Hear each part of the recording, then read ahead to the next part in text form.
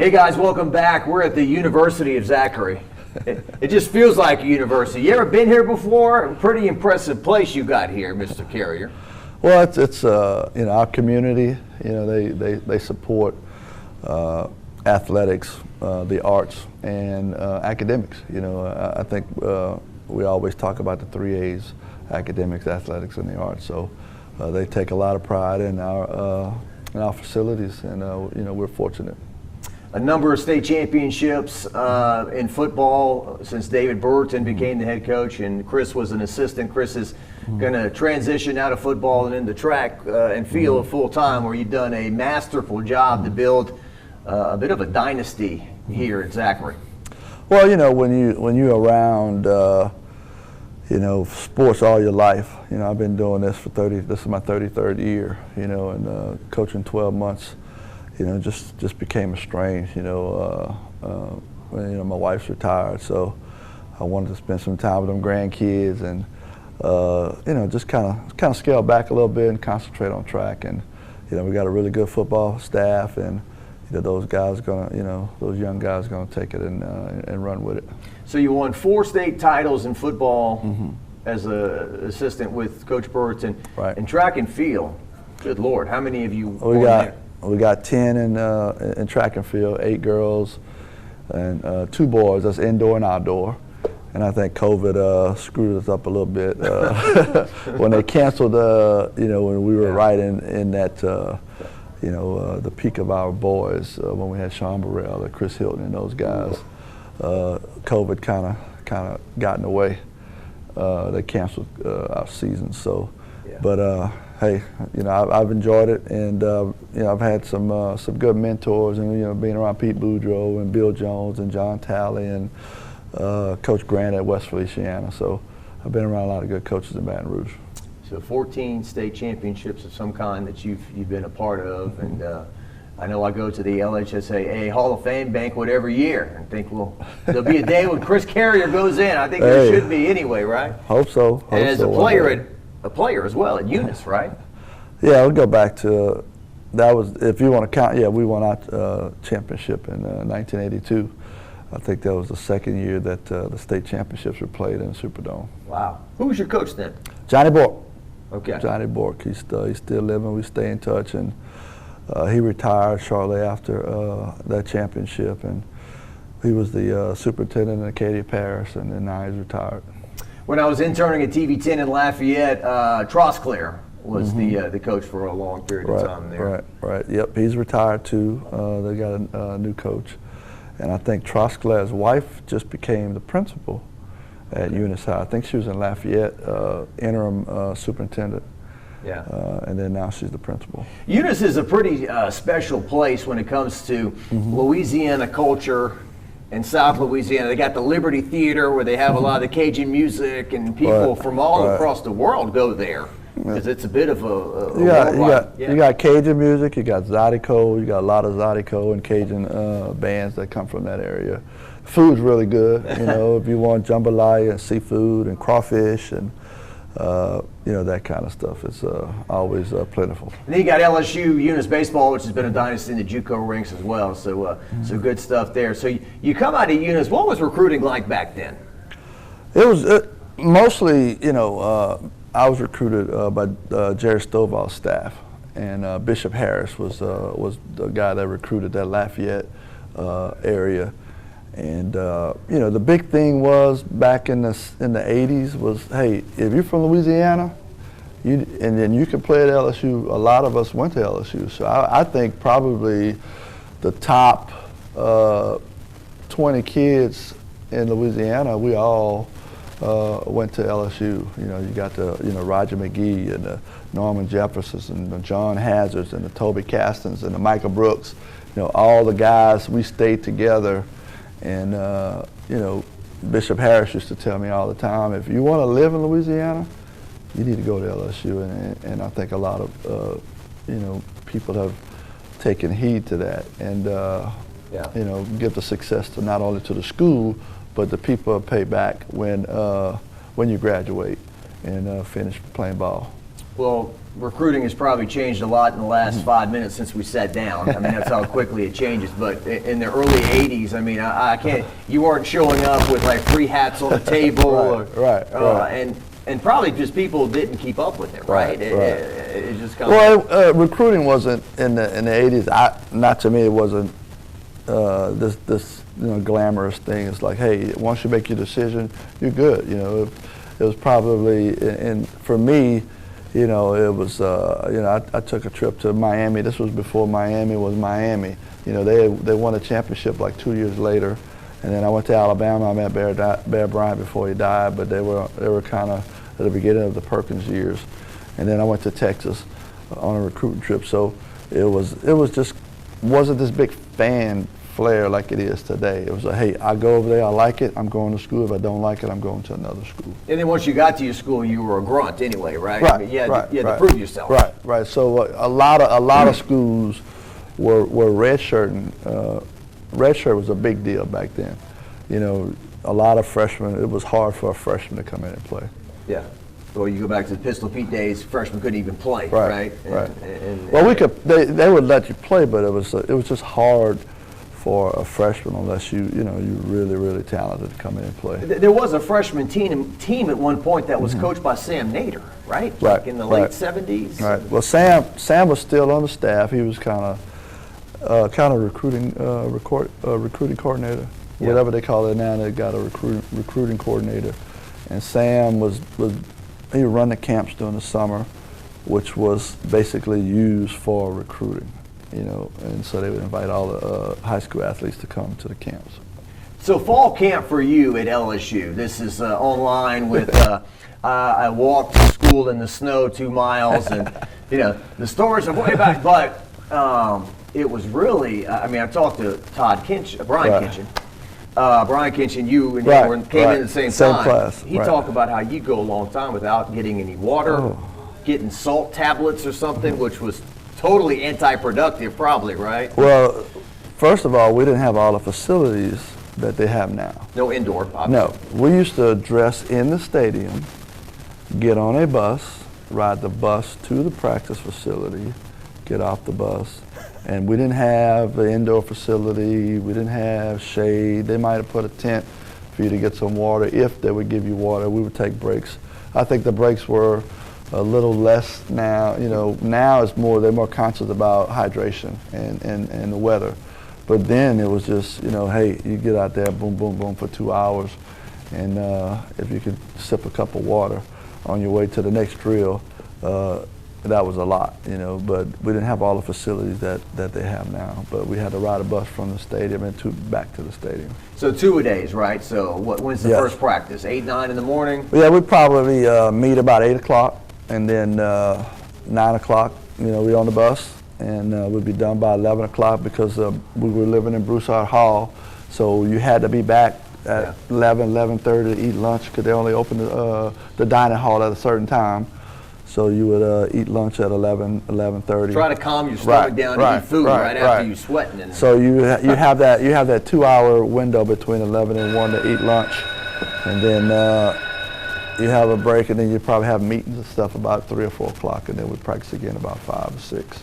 Yeah, and this is full hit. Full hit, yeah. Well, I bet probably the first couple of days you would probably either be just helmets and shoulder pads, but after that first week, we were full pads for at least 2 or 3 days of the week. Brian Kitchen told me a story during the Stovall camp that somebody had a clock that would clock everybody and how much they were actually in motion or moving. And after one practice, Brian felt like he'd been running around the whole time.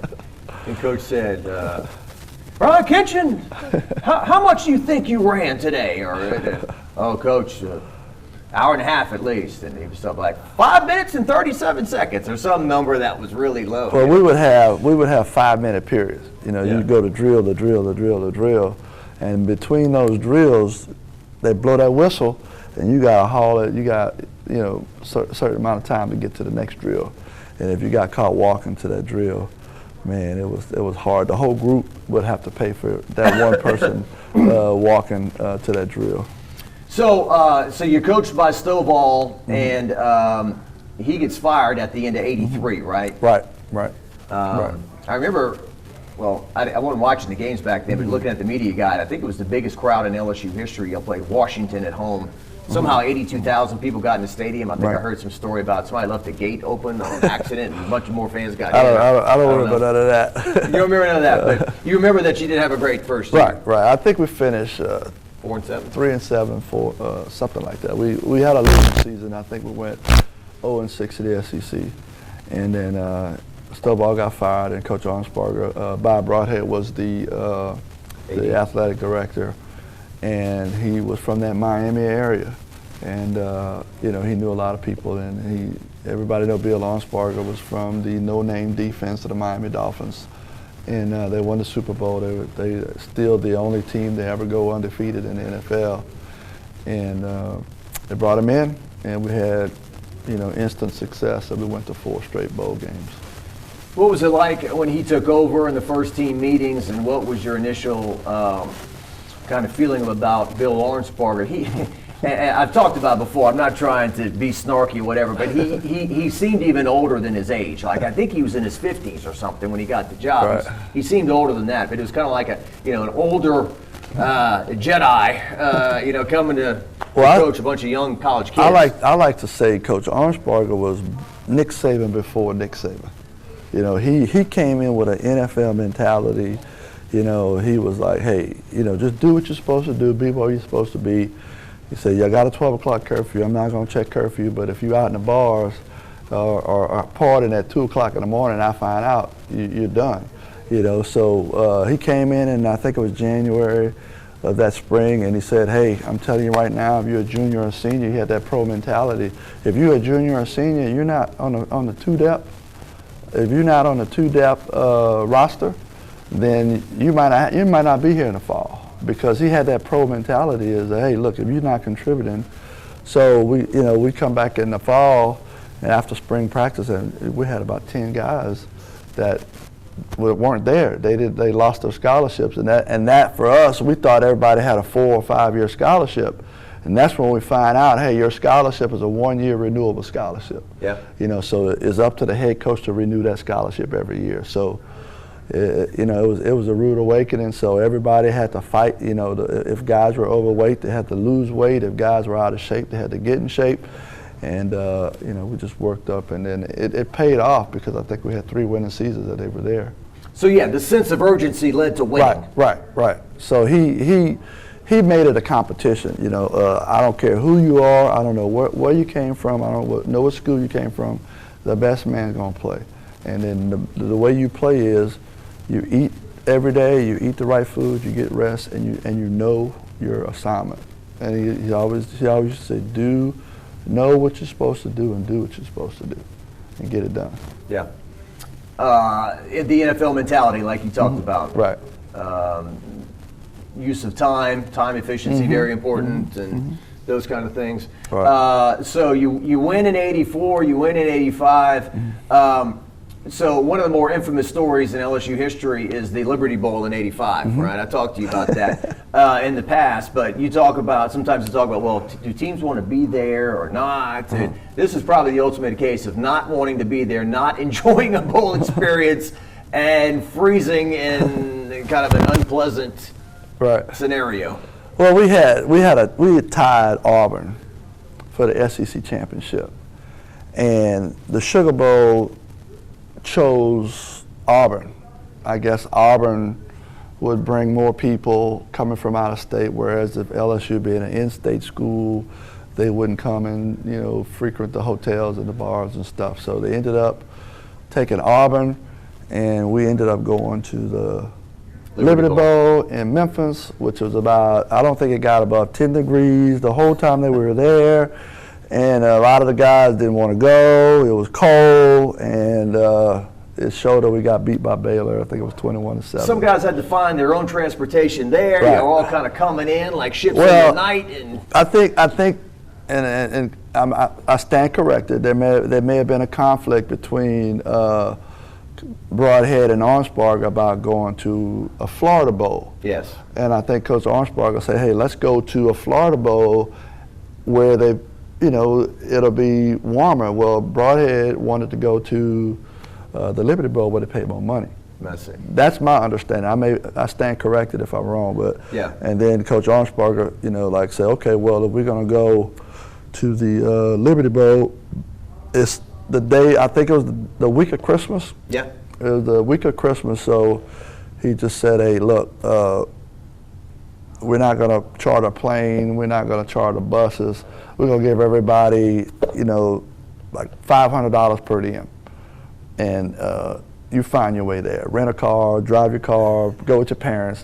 So you gotta be here on this day. So, he gave everybody I'm just guessing, I don't remember how much it was, but say $500 per diem, and you find your way there and just be there on either Christmas Eve or the day after Christmas, whatever it was. So that was the biggest deal, was the weather, it was Christmas, and everybody had to find their way there. I heard one time y'all went to practice one morning and the stadium was locked up, like y'all couldn't even get inside. And then there was a story about, I don't know if it was Christmas Day, where no restaurants, nothing was open. And so y'all pretty much boarded the Circle K for hot dogs and chips and a bunch of junk food. Yeah, so Christmas Day, everything was closed. So they give you per diem to go, but they would feed us breakfast. The hotel would have breakfast, but you didn't have anywhere to eat like a Christmas dinner or anything. But we went to the Circle K and got all the hot dogs and the pretzels and the honey buns and stuff, and ate all that for Christmas Day. So Christmas Day was. The team nutritionists watching this right now are having heart attacks, But I do think they may have had, we did have a dinner later that night for the team. Got you. Yeah, we don't want to load up our teams on hot dogs and honey buns before big games. But tell me about Tommy Hodson. So he comes in 80, well, he's there in 85. Right. He's a red shirt. In 86, he takes over that first big game against Texas A&M in Tiger Stadium, and then becomes one of the greatest quarterbacks in LSU history. His numbers, he is still the all-time leading passer at LSU. Burrow only played 2 years, but he easily eclipsed it in 3. But what was he like? Tommy was great, man. He, we had Wickersham, 83 and 84, and then Tommy came in, and it was a battle for a while between he and Mickey Guidry. I mean, Mickey Guidry was kind of like the relief picture. Every time he came in, he'd throw a touchdown. He'd throw a touchdown, and it was like, man, you got to let him play. So they tried to play with playing 2 quarterbacks for a while, but Tommy just separated himself, and we had a good group of receivers in Wendell and Raji and Tony Moss and those guys, but Tommy really separated himself by his Arnsparger's. He's a guy that, hey, you get the job done, you're gonna play, and so Tommy really separated himself, and Mickey still got his shot, but he get a series each half, right. He would get a series, but it went every time Mickey would get in the game. Mickey would score a touchdown, and then Tommy was like, okay, I'm up, man, I got to, and then Tommy would come right back and answer. So he played well when he got his opportunities. Well, Harvey, in the words of Harvey Williams, Sammy Martin was the fastest white boy I've ever seen in my life. And that Texas A&M where he dumps him a little 3-yard pass, and it's like a 60-yard sprint to the end zone where nobody can touch Sammy Martin, right? Yeah, he was quick. I learned that one time in a spring game. He caught a ball, and I couldn't even catch him. So he's pretty fast. Chris couldn't catch him. So Wendell Davis too. Right. Wendell Davis and Tommy had like a sixth sense, right? In terms of hooking up, throwing before the break and all that stuff. Well, speaking of Wendell, he just got elected into the Louisiana Hall of Fame. Louisiana Sports Hall of Fame. Louisiana Sports Hall of Fame. Wendell, I mean, he just man, nobody could cover him. He just had that. I mean, he wasn't the fastest guy in the world, but you never catch him. You never can get your hands on him. But people would try to say, okay, well, I can get in his face and put my hands on him, but you never can put your hands on him. He always gonna get open, and you throw the ball to him, he's going to catch it. So he was one of those guys. I mean, him and Eric Martin were not the flashiest, but they were football players with good hands. Yeah. Wouldn't drop it. Yep. And then you got Harvey Williams, right? Mouth of the South. Very, very talented, electric runner. Kind of a high runner, right? I mean. Yeah. He put that chest out there, but he could run when he got out in the open. He didn't want to run between the tackles though. He would, and then he kind of get to the sideline. Break it outside. Yeah, we'd be picking it up. Say, he said, "Let Eddie." You know, Eddie Fuller was the between the tackles guy. Eddie said he wanted to run around the corner. Let Eddie get banged up, right? Yeah. Run between tackles there. The first football game I ever saw in Tiger Stadium, first LSU game I went to was LSU versus Florida in 1987. You had an interception in that game. How many interceptions? Poor homework on my part. You had like 11, 12? I had 10 career, and I think 3 of them were against Florida.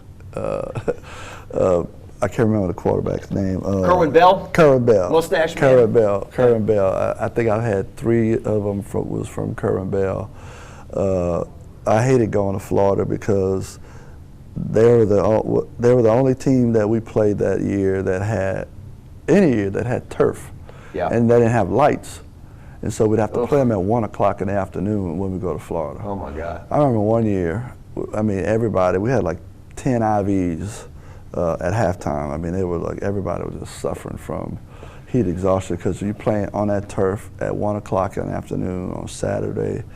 And it was the season opener in -- right? It was Arnsparger's first game. I think so. And a former player told me that. I mean, not to.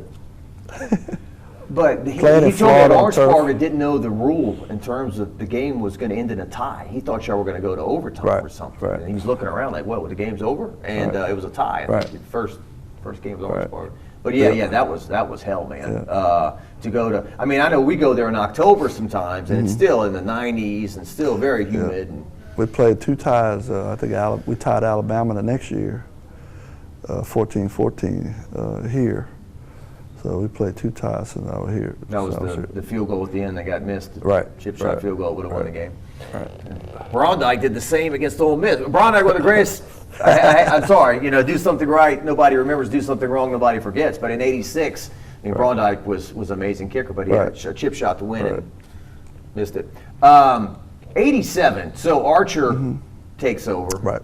And this was what the team wanted, right? Well, Bill left to go to University of Florida to be the AD. I don't know what some conflict or something going on, but he left to go to Florida. Mike, everybody's like, man, look, Mike's the guy. Let's keep Mike. Let's keep our staff together.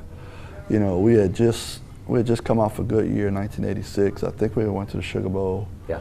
We went to the Sugar Bowl. Won the SEC. Won the SEC and said, hey, man, let's keep our staff together. Let's keep everybody together. We ended up winning, I think it was 8 or 9 games, went to the Gator Bowl in Jacksonville. And then you won 10 overall because you won the 10-1-1. And then I think, I don't know what happened after that. After Chris left, it all went downhill, folks. I don't know what happened after that. It just, I don't know. Yeah. But there was kind of and I've talked to Mike Archer, really great guy, nice guy, and he won some thrilling games at LSU, and he was the coach of that team that went 10-1-1. He finished 5th in the country. It was the Black Death defense in South Carolina, Gator Bowl, and all that. But somebody told me, like, when Arnsparger showed up in practice, everybody's, oh no. Right. And then when Mike Archer showed up, it was like, oh, okay, that's fine, So there was that kind of, he was a very young coach. He was 34 years old, and sometimes there's maybe that. It was kind of a discipline. A lot of people started getting in trouble off campus, speeding down the street, hanging out in the clubs, getting in fights at Fred's, getting in fights at Sports Illustrated, and it just became a snowball effect. Yeah. And they could never get it going again. Yeah. It was rough for a while. I mean, could never stop it. Yeah. That leads into Curly Hallman, and we know what happened there. And then Jerry DiNardo could have run for governor for his first 3 years. He was winning, and everyone loved him. And then that went downhill, and then and not until Saban took over. And then obviously LSU hasn't sniffed. Well, they did have a losing season there. Right. Orgeron. Right. But for really the last over 20 years, it's been the Yeah, gold. you probably know all the records more than I do. Right. Yeah, I had this guy's got a life, I don't. But this golden era in the last 20 some odd years of LSU football, it's never been better. Well, I think Saban won 2 championships. One, and then Miles won one, and Orgeron Some people won try one. to credit Saban for the one Miles won, but And Orgeron won one. yeah, so that's 3. Right. So, I mean, Yeah. we won 10 games, but didn't even sniff a chance. I don't even.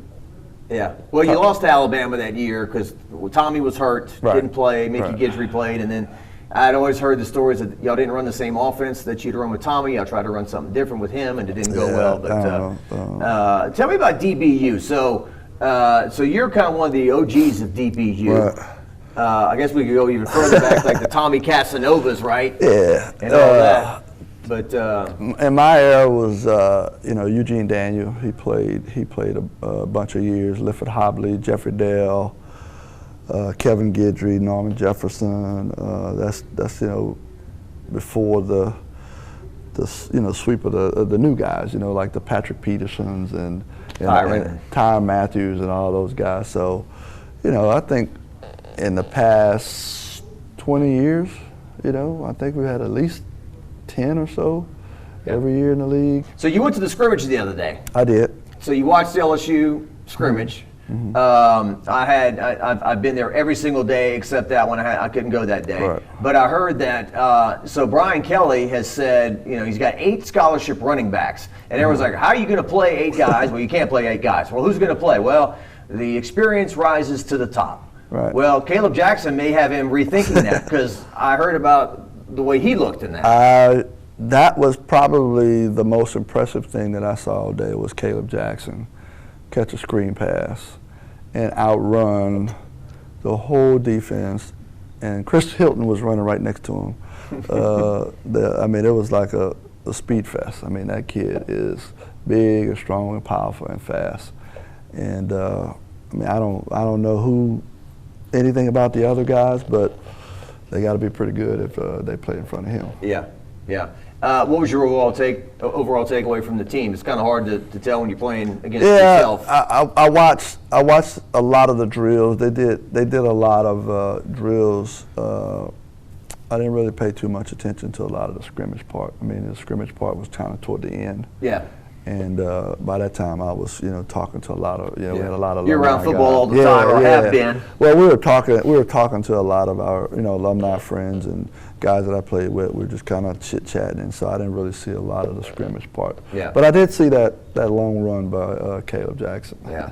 Good stuff. And when defensive backs, they've kind of had to use the transfer portal to kind of supplement and kind of try to make this thing work. They've got a guy from the Southeastern Lions, Alexander. He's on one side, and then Deuce Chestnut comes from Syracuse, and the weather kicked his tail for the first couple days of practice, but he got acclimated in the worst Louisiana summer that we've ever seen. It seems like.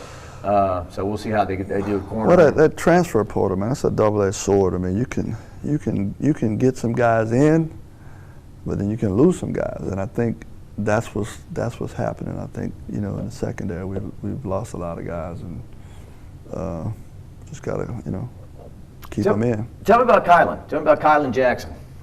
Kylan, I talked to him Saturday. I think he's going through some injury issues right now. He had told me he was getting some reps, but I don't know really where he stands right now because of his injuries. He's a guy that I think that can contribute. Maybe not. If he can't get healthy. I know Chris Hilton had kind of battled some injuries for 2 years. I hope that's not the case with Kylan. But athletic-wise, he can play with those guys, and you just gotta stay healthy and learn the playbook.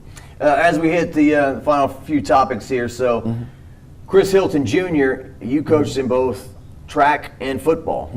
High jump, he was an amazing athlete there, and then Coach Brewerton told me he didn't run sprints to his senior year and cleaned up there as well. He was a 7-foot high jumper, state champion, and he and Sean Burrell went 1, 2, and 400 meters.